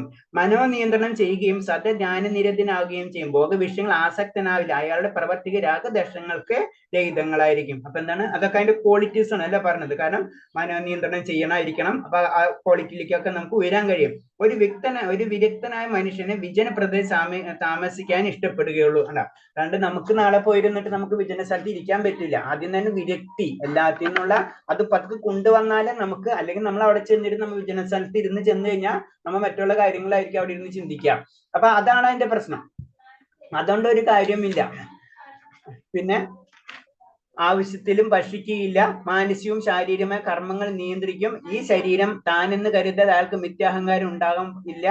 ഒട്ടാരെ പദാർത്ഥം വാരിയളിച്ച് ദേഹത്തിന് പുഷ്ടിയും അങ്ങനൊന്നും ആഗ്രഹങ്ങൾ ഉണ്ടാവില്ല എന്ന് പറഞ്ഞാൽ അത് അൾട്ടിമേറ്റ്. അതിന് ലാസ്റ്റ് സെക്ഷനിലേക്ക് കടക്കണം. നമ്മൾ ശരിക്കും സന്യാസം എന്ന് പറയുമ്പോൾ ഇതൊക്കെയാണ്.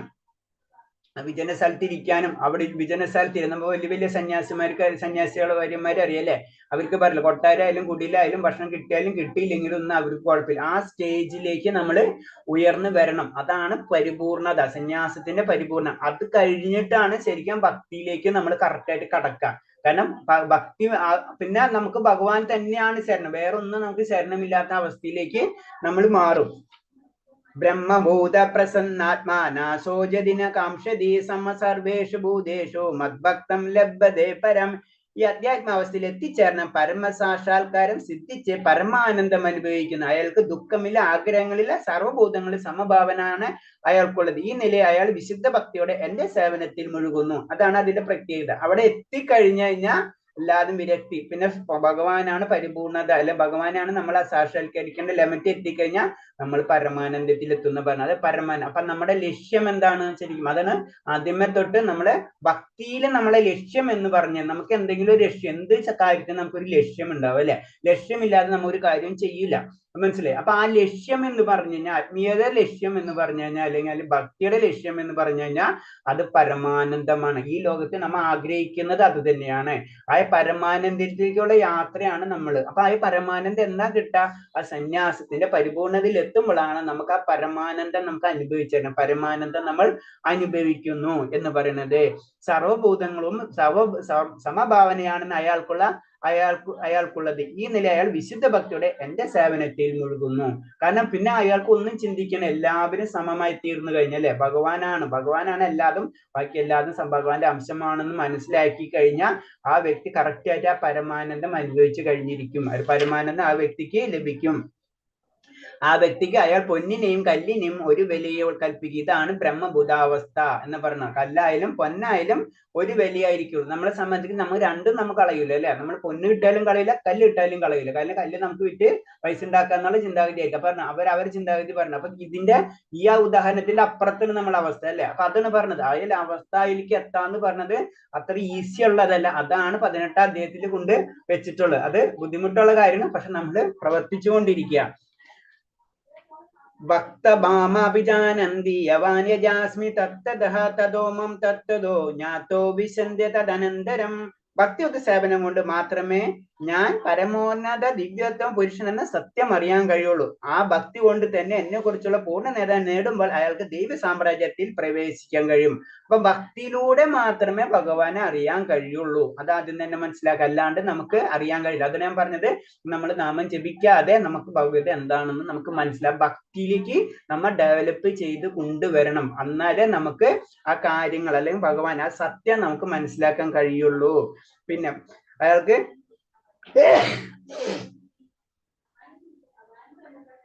ദൈവ സാമ്രാജ്യത്തിൽ പ്രവേശിക്കാൻ കഴിയുള്ളൂ.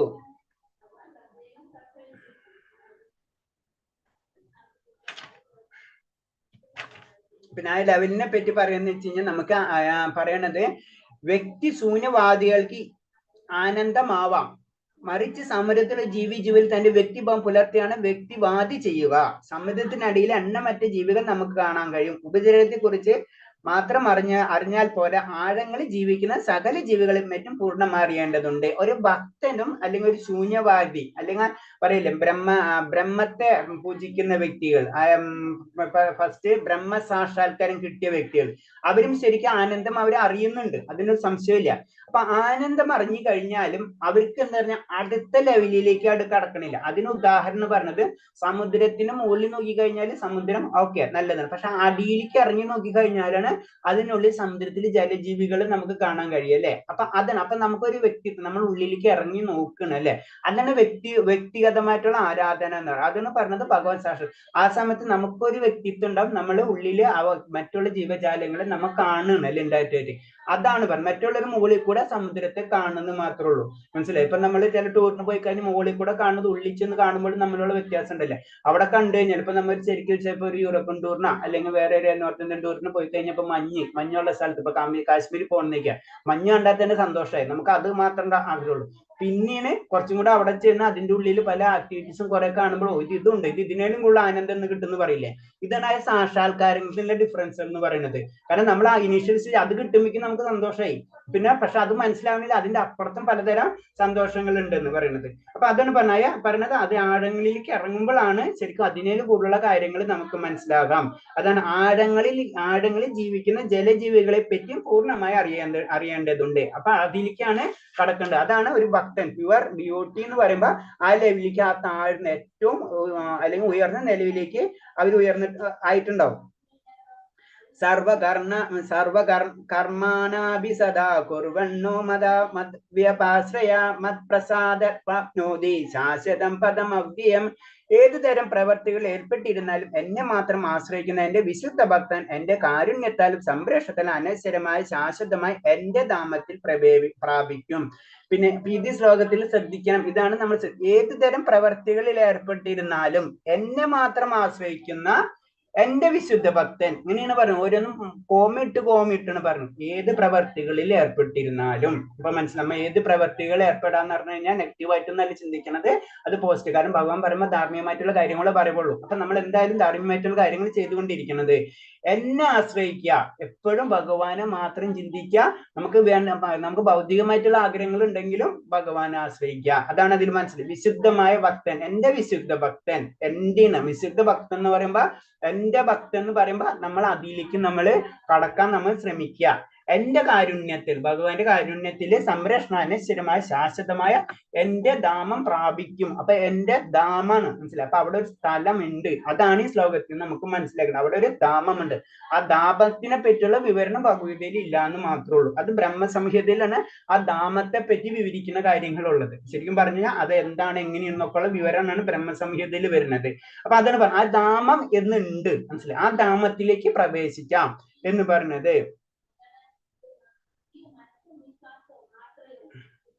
അടുത്തത് ചേതസാ സർവകർമാണി മയി സന്യാസ മത്പര ബുദ്ധിയോഗമുപാശ്രിത മച്ചിത സതതം ഭവ. സകല കർമ്മങ്ങളിൽ എന്നെ ആശ്രയിക്കൂ, എന്നിട്ട് എന്റെ സംരക്ഷണത്തിൽ സദാ പ്രവർത്തിക്കൂ. അങ്ങനെയുള്ള ഭക്തിയുത സേവനത്തിൽ എന്നെ പറ്റിയുള്ള പൂർണ്ണബോധം ഉണ്ടായിരിക്കണം. അപ്പൊ സകല കർമ്മങ്ങളിലും എന്നെ ആശ്രയിക്കൂ. അപ്പൊ നമ്മൾ എന്തൊരു കാര്യം ചെയ്യുമ്പോഴും ഭഗവാനെ മുൻനിർത്തിയിട്ടായിരിക്കണം നമ്മൾ ചെയ്യേണ്ടത്. എന്നിട്ട് എന്റെ സംരക്ഷണത്തിൽ അപ്പൊ നമ്മൾ എന്താണ് ഭഗവാനെ നിർത്തി എന്ത് കാര്യം ചെയ്തു കഴിഞ്ഞാൽ നമുക്ക് ഓട്ടോമാറ്റിക് ആയിട്ട് അറിയാം നമുക്ക് അതിന്റെ സംരക്ഷണം നമ്മൾക്ക് ലഭിച്ചിരിക്കും എന്നാ പറയുന്നത്. അങ്ങനെയുള്ള ഭക്തി എന്നെ പറ്റിയുള്ള പൂർണ്ണബോധം ഉണ്ടായിരിക്കണം. അടുത്ത ശ്ലോകം മച്ചിദ സർവദുർഗാണി മത്പ്രസാദ തരഷസി അതാ ചേതസ്മഹങ്കാരം നാചോഷസി വിനക്ഷസി. എന്നെ കുറിച്ചുള്ള ബോധവനായിരുന്നാൽ നിനക്ക് എന്റെ പ്രസാദം കൊണ്ട് തന്നെ ബൗദ്ധ ജീവിതത്തിൽ സകല ക്ലേശങ്ങളെ അതിജീവിക്കാൻ കഴിയും. ആ ബോധത്തോടെ പ്രവർത്തിക്കാതെ മിഥ്യാഹങ്കാരം കൊണ്ട് തന്റെ അഭിമതം അനുസരിക്കാതെ പോയാലാട്ടെ നാശമാണ് ബലം. അപ്പൊ രണ്ട് കാര്യം ഭാവം പറയുന്നുണ്ട്. ബദ്ധ ജീവിതത്തിൽ, ഭൗതികമായിട്ടുള്ള നമ്മളെ ജീവിതത്തിലാണെങ്കിലും നമുക്ക് പലതരം ക്ലേശങ്ങൾ നമുക്ക് ജീവിതത്തിൽ ഉണ്ടാവും. ആ ജീവിതത്തിൽ ഉണ്ടായാലും അത് ഭഗവാന്റെ കാര്യം കൊണ്ട് തീർന്നു പോവും. അത് കാരണം കൊണ്ട് അപ്പൊ അല്ല, ഞാൻ എന്റെ ഇഷ്ടത്തിനാണ്, ഞാനാണ് ഭഗവാൻ എന്നുള്ള രീതിയിൽ പ്രവർത്തിച്ചു കഴിഞ്ഞാൽ നിനക്ക് നാശമായിരിക്കും ബലം എന്നാ പറയണത്.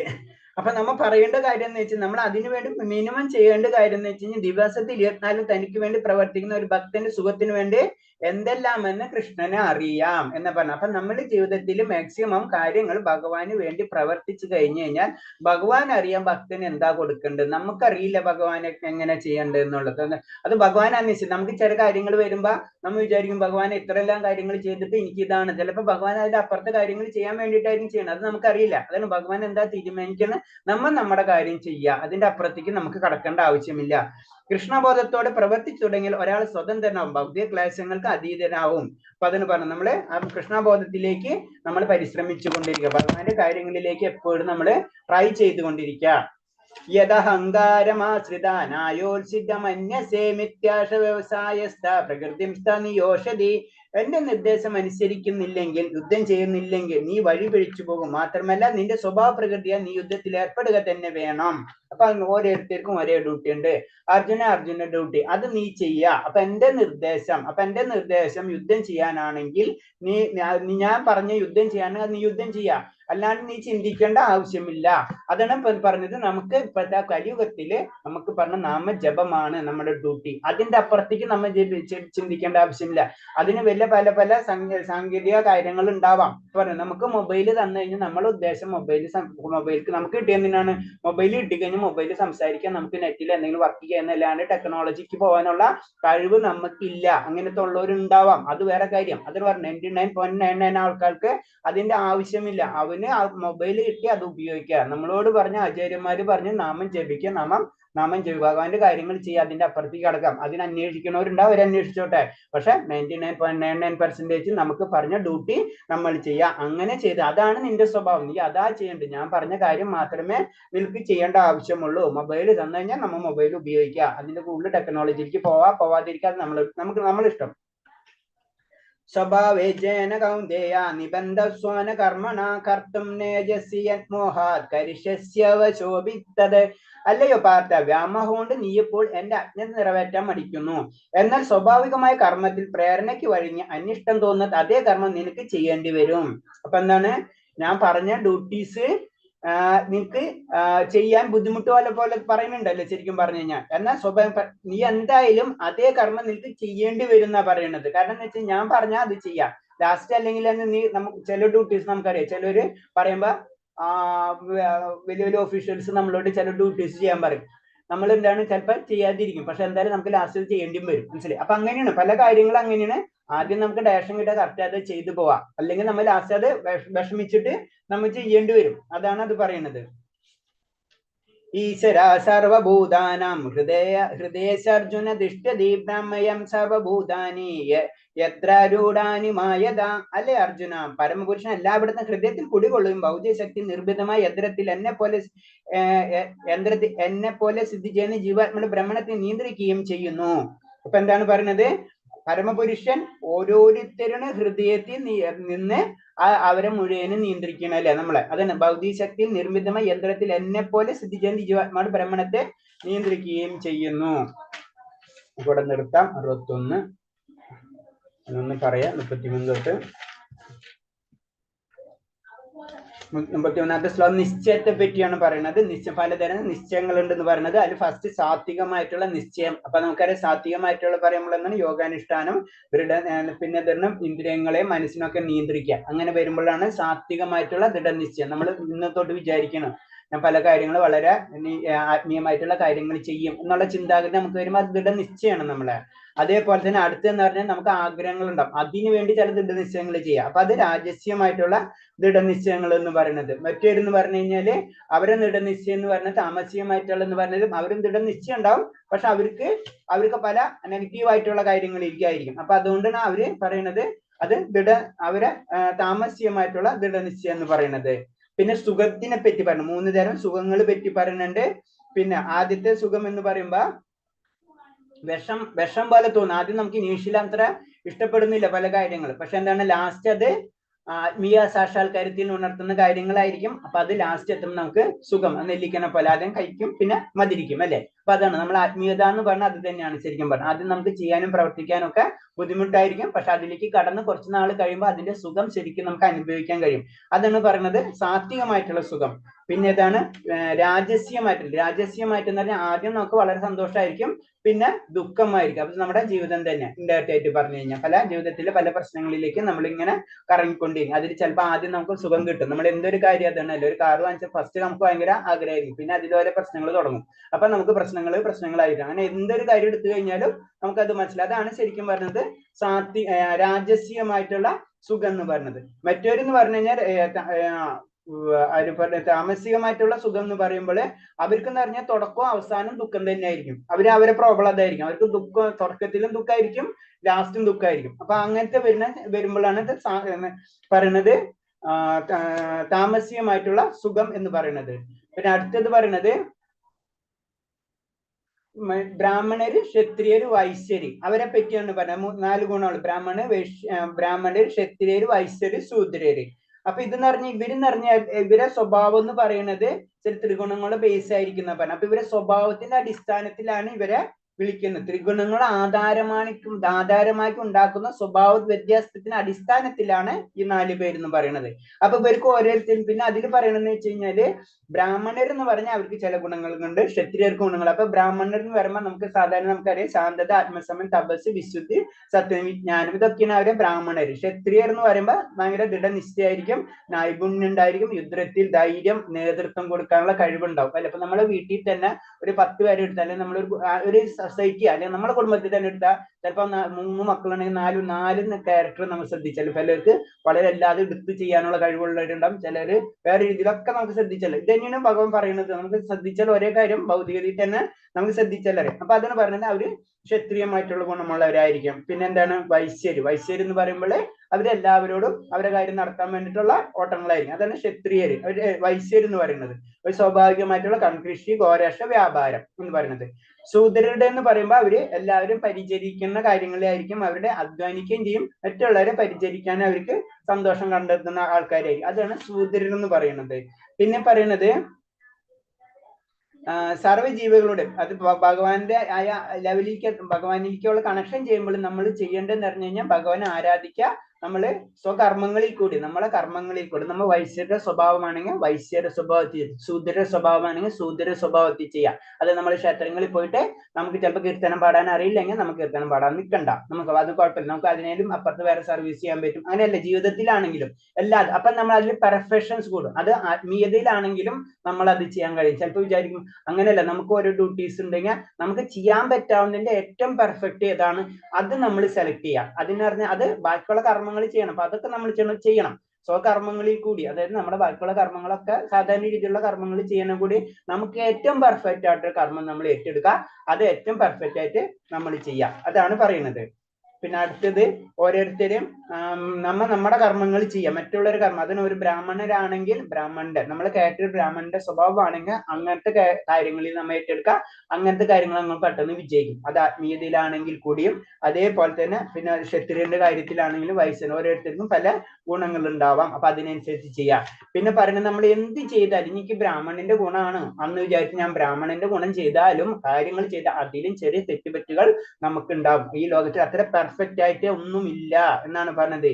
കാരണം അത് അഗ്നി പുകയാൽ മൂടപ്പെട്ടിരിക്കുന്ന എല്ലാ ഉദ്യമങ്ങളും ഏതെങ്കിലും ഒരു ദോഷം ഉണ്ടായിരിക്കും. അപ്പൊ എന്തൊരു കാര്യത്തിലും ചെറിയ ചെറിയ കാര്യങ്ങൾ നമുക്ക് ചില തെറ്റുകൾ ചെയ്യേണ്ടതായി വരും. നമുക്ക് ഇഷ്ടമല്ലെങ്കിൽ കൂടി ചില തെറ്റുകൾ നമുക്ക് ചെയ്യേണ്ടതായി വരും. അതാണ് പറഞ്ഞത് ബ്രാഹ്മണന് ജന്തുവിധം ആവശ്യമായ യജ്ഞങ്ങൾ വേണ്ടി വരും എന്ന് പറഞ്ഞു. അപ്പൊ അവർക്ക് ഒരിക്കലും സഹിക്കാൻ പറ്റാവുന്ന കാര്യമല്ല, പക്ഷെ അവരത് ചെയ്യുന്നു. ക്ഷത്രിയന് അങ്ങനെ എല്ലാവർക്കും. അപ്പൊ അതാണ് പറഞ്ഞത്. അതുപോലെ തന്നെ ഒരു വ്യാപാരിനെ പറയുമ്പോൾ ചില രഹസ്യങ്ങൾ നമുക്ക് വെക്കേണ്ടി വരും. അല്ലാതെ ഇത് ഞാൻ ആ കടയിൽ നിന്ന് 1000 രൂപയ്ക്ക് വാങ്ങിച്ചാണ് നിനക്ക് ഫ്രീ ആയിട്ട് തരാൻ പറയാൻ പറ്റില്ലല്ലോ. അപ്പൊ അവൻ 1000-ന് 1200 വരെ, മറ്റേതിന് 1300 വരെ അങ്ങനെയല്ലേ ചെയ്യുള്ളൂ. അപ്പൊ രഹസ്യങ്ങൾ സൂക്ഷിക്കേണ്ടതായിട്ടുള്ള പക്ഷെ അതാണ് പറഞ്ഞത്. അപ്പൊ അത്ര പെർഫെക്ഷൻ ഏതൊരു കർമ്മത്തിലും നമുക്ക് ചെയ്യാൻ പറ്റില്ല. എന്നിരുന്നാലും നമ്മ ആ കർമ്മങ്ങൾ ആയ ഡ്യൂട്ടി തന്നെയാണ് നമ്മൾ ചെയ്യേണ്ടത്. അയ്യോ എനിക്ക് നുണ പറയാൻ പറ്റില്ലല്ല, എനിക്ക് അത് ചെയ്യാൻ പറ്റില്ലല്ല, എനിക്ക് സത്യം മാത്രമേ ചെയ്യാൻ പറ്റുള്ളൂ, ഞാൻ ബ്രാഹ്മണൻ അങ്ങനെ പോയി കഴിഞ്ഞാൽ നമുക്ക് പറ്റില്ല എന്ന് പറഞ്ഞു. അതിൽ എന്തെങ്കിലും ചെയ്യാം. പക്ഷെ നമ്മൾ ബ്രാഹ്മണനാണെങ്കിൽ ആയ ബ്രാഹ്മണന്റെ ക്വാളിറ്റി നമ്മൾ മെയിൻറ്റെയിൻ ചെയ്യുക. അതിൽ ചെറിയ ചെറിയ കാര്യങ്ങളാണെങ്കിൽ കൂടി നമ്മളത്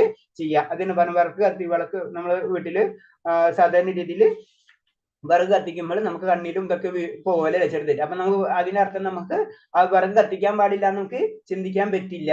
അതാണ് പറയുന്നത്. പിന്നെ ബ്രഹ്മപദം പ്രാപിക്കാനുള്ള, അതെങ്ങനെ ബ്രഹ്മപദം എന്ന് പറയുമ്പോൾ, അതായത് ബ്രഹ്മപദം എന്ന് പറയുമ്പോൾ നമുക്കറിയാം വിജനമായിട്ട് സ്ഥലത്ത് താമസിക്കാനുള്ള ലെവലിലേക്കൊക്കെ നമ്മൾ ഉയരണം.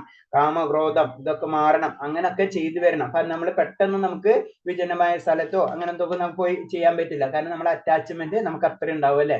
അപ്പൊ അതൊക്കെ കുറച്ച് കൊണ്ടുവന്നിട്ട് വേണം പല കാര്യങ്ങളും നമുക്ക് ചെയ്യാൻ. നമ്മൾ മനസ്സിനെ ശരീരം ഒക്കെ നിയന്ത്രിച്ചു കഴിഞ്ഞാൽ, അതിനെ നമ്മൾ പറഞ്ഞ നമ്മുടെ യമനിയമങ്ങളായാലും അതുപോലെ തന്നെ ആചാര്യങ്ങളാണെങ്കിലും അതുപോലെ തന്നെ ദാമുകൾ പോണതും ക്ഷേത്രങ്ങളിൽ പോണതും ഇതൊക്കെ നമ്മൾ അതിലേക്കുള്ള കാര്യങ്ങൾ കൂടുതൽ മുന്നിട്ട് കാര്യങ്ങൾ. അതുപോലെ തന്നെ ഭാഗവതം, ഭഗവത, അതുപോലെ തന്നെ ആത്മീയ ഗ്രന്ഥങ്ങളൊക്കെ വായിക്കുമ്പോഴും അതുപോലെ തന്നെ കേൾക്കുമ്പോഴും ഇതൊക്കെ വരുന്നതൊക്കെ ഇതിന്റെ ഒക്കെ ഒരു പ്രോസസ്സാണ്. നമുക്ക് ഒറ്റയടിക്ക് നമുക്ക് നാളെ തൊട്ട് എനിക്ക് ഭഗവാനെ കിട്ടണം എന്ന് പറഞ്ഞു കഴിഞ്ഞാൽ പ്രാക്ടിക്കൽ അല്ല. അതിന്റെ ഒരു പ്രോസസ്സിൽ കൂടി തന്നെ ആയിരിക്കണം നമ്മൾ പോകണം. ചിലർക്ക് ലഭിക്കാം. കാരണം അതിനും ഒരു കാരണമുണ്ട്. കാരണം കഴിഞ്ഞ ജന്മത്തിൽ എവിടെ വെച്ച് നിർത്തിയെന്ന് നമുക്ക് അറിയില്ല. കാരണം ആദ്യത്തെ ഈ ജന്മത്തിൽ അതായിരിക്കും ചിലപ്പോൾ ഒരു നാമം ജപിച്ചാൽ മതിയായിരിക്കും. അതിന് ലാസ്റ്റ് നാമമായിരിക്കും ചിലപ്പോൾ നമ്മൾ ഇവിടെ ചെയ്യും. നാം എന്ന് പറഞ്ഞാൽ എന്തൊരു കർമ്മമാണ്, ആ ലാസ്റ്റ് കർമ്മമായിരിക്കും നമുക്ക് ചിലപ്പോൾ നമ്മൾ ചെയ്തു പോണത്. അത് പല കാര്യങ്ങൾക്കും നിങ്ങൾ കുറച്ചും കൂടി കാര്യങ്ങൾ കുറെ കാര്യങ്ങൾക്ക് പല ഡിവോട്ടീസിന് അങ്ങോട്ടും ഇങ്ങോട്ടുള്ള സംസാരങ്ങളിൽ നിങ്ങൾക്ക് പലതും മനസ്സിലാവും. അതൊക്കെ അടുത്തത് പറയുന്നത്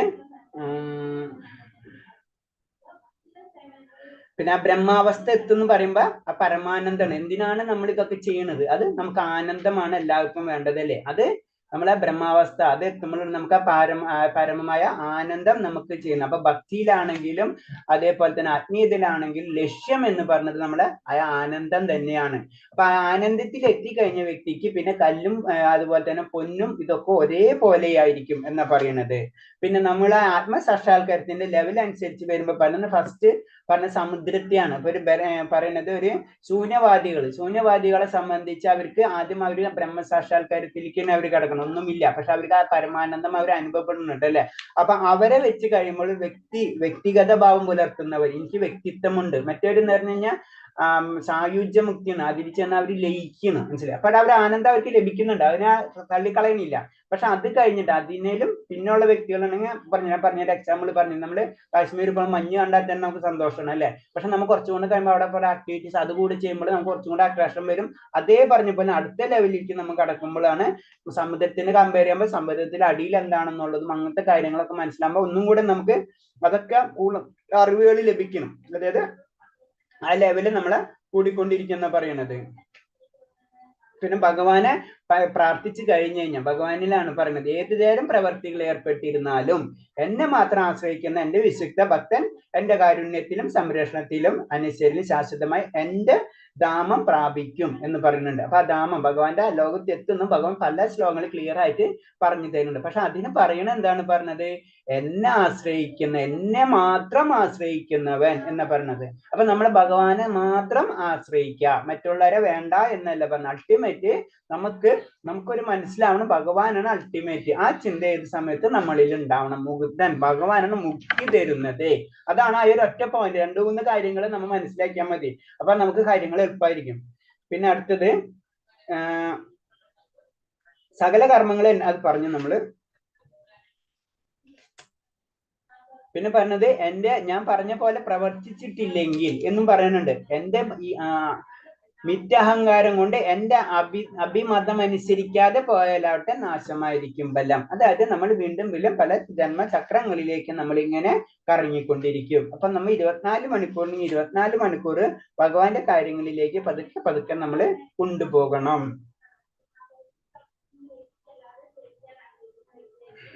പിന്നെ നമ്മളെ ഡ്യൂട്ടിക്ക് അനുസരിച്ച് നമ്മൾ അത് ചെയ്യുക. പിന്നെ ഇതാണ് ഓക്കെ, ഇത്രേ ഉള്ളൂ. നിർത്താം. അടുത്ത ശ്ലോകം അല്ല അടുത്ത ക്ലാസ്സിൽ കാണാം. ഇതിൽ എത്രയെങ്കിലും സംശയം ഉണ്ടെങ്കിൽ ചോദിച്ചോളൂ, അല്ലെങ്കിൽ നിർത്താം നമുക്ക്. ഹരേഷ്ണ പറഞ്ഞതിന് എന്തെങ്കിലും സംശയങ്ങൾ ഉണ്ടെങ്കിൽ ചോദിക്കാം.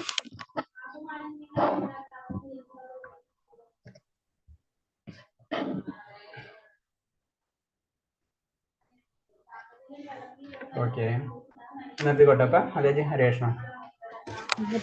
ഹരേ കൃഷ്ണ. പ്രണാം പ്രഭു. വാഞ്ചകൽപതരൂപച കൃപാസിന്ദേവച പതിനാം പാവനേഭ്യ വൈഷ്ണവേഭ്യ നമഃ. ഇതുകൂടി വൈഷ്ണവ ഭക്തർക്ക് പ്രഭാതിക്ക് ഗുരുദേവ്ക്ക് ഹരേ കൃഷ്ണ. എല്ലാവർക്കും പ്രണാമം. അപ്പൊ നാളെ കാണാം നമുക്ക് ഈ സമയത്ത്.